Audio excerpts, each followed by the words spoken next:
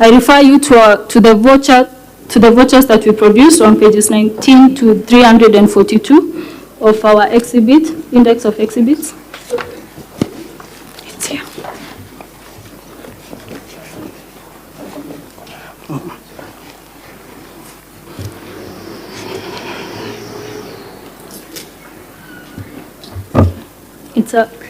It's okay, you don't need to. Yes. You're aware that that the governor produced vouchers on pages 19 to 342? Yes, I am aware. It's been alleged that these vouchers lack 1 or 2 signatures. In your knowledge and understanding, can you explain this? Yes, I can explain.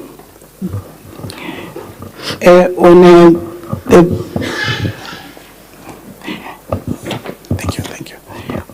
When we were required to respond to this motion, we were given 3 days to respond to the same.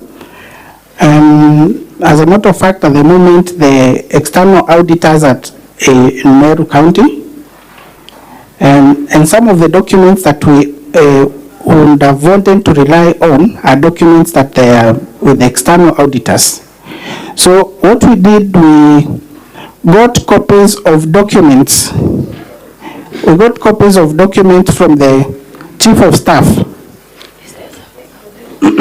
And it appears that some of these copies of the documents that the Chief of Staff made, they are not copies that were made as a final, for instance, a final voucher that has been signed at the time of making the payment. These are copies of the vouchers that have been signed and forwarded. Thereafter, they have been forwarded to the Department of Finance so that they can effect payment.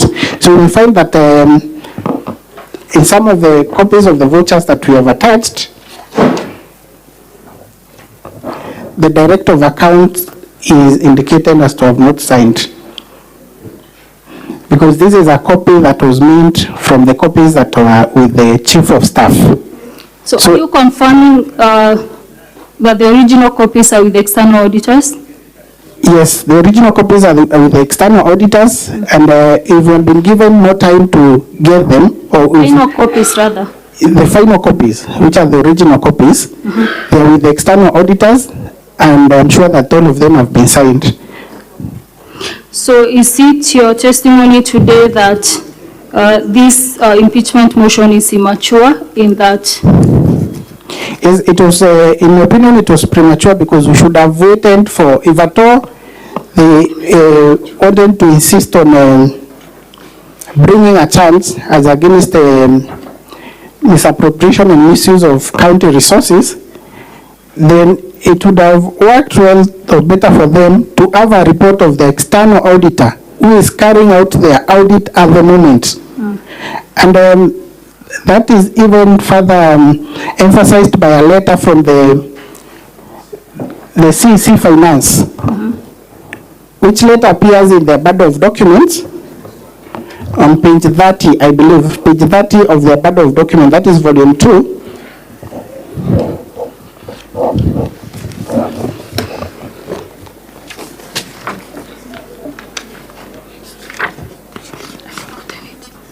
It's actually page 31.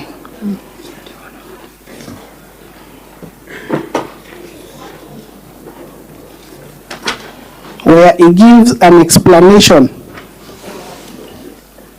that the Public Finance Management Act under Section 164 makes provision for the county treasury of the county government to prepare and submit to the Auditor General the annual finance statements in respect of county government in formats to be prescribed by the Accounting Standards Board. She further indicates the document that usually accompany this as the statement would include the services for which the appropriated money was spent, the amount actually spent on each service, the status of each vote compared with the appropriation for the vote, a statement explaining any variations between the actual expenditure and the sums voted, and any other information specified by the county treasury. So this is information that would have, all this would have helped to explain those entries in the IFNIS, and if at all there is any issue, it would have been flagged. Thank you. Now, from your understanding then, is there any impeachable offense on these two on the account of the governor? I don't see any impeachable offense in my opinion. Thank you, Mr. Kanata. Mr. Speaker, sir, I yield the witness to Mr. Kubasu.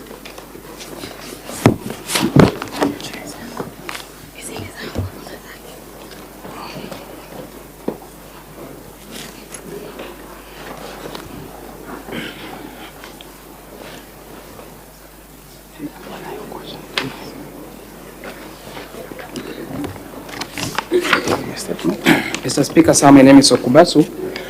I'll take on to the witness for the remainder of the questions. And I want to start by a claim that was made about